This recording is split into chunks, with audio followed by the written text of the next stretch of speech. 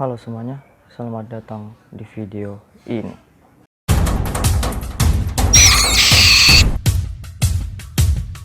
Kemarin kita sudah membahas tentang apa itu dark web. Jadi, pada video kali ini kita akan membahas tentang apa itu jelangkung. Jelangkung adalah salah satu permainan tradisional untuk memanggil roh atau arwah yang gentayangan yang ada di sekitar kita. Permainan dilakukan menggunakan media yang biasanya menggunakan batok kelapa. Batok kelapa yang didandani seperti orang. Di bagian tengah atau di tangan batok kelapa diberi alat tulis sebagai media komunikasi. Saat semua persiapan sudah dilakukan dengan benar, orang yang akan bermain akan berkumpul dan mulai mengucapkan sebuah mantra. Akibat mantra yang diucapkan berkali-kali, media batok kelapa akan berisi makhluk halus atau arwah.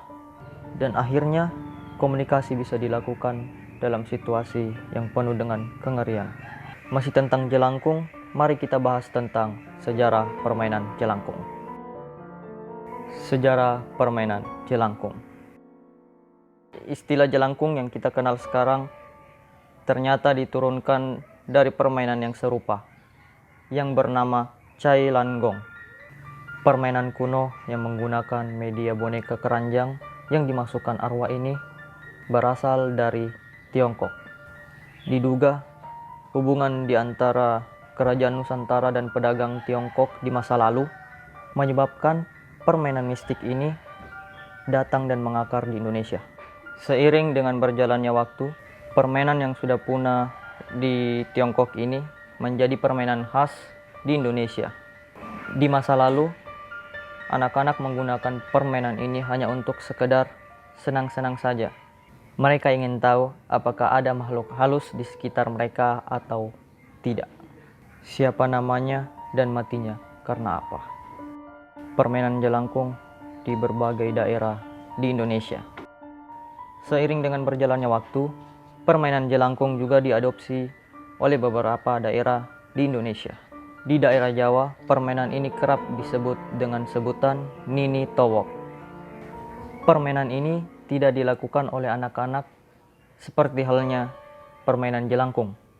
Permainan Nini Towok justru dilakukan oleh orang-orang tua untuk meminta keselamatan, menolak bala, dan menolak wabah di desa. Nyaris sama dengan permainan yang ada di Jawa, jelangkung juga hadir dalam versi Minangkabau. Nama permainan ini adalah Luka Gilo, yang biasa dimainkan oleh seorang pawang. Media yang digunakan dalam permainan ini adalah luka atau perangkap ikan yang terbuat dari bambu, dan kepalanya diberi labu atau batok kelapa. Saat pawang membisikkan mantra, makhluk halus akan masuk ke dalam luka dan membuat luka ini bergerak tanpa henti. Fungsi permainan jelangkung.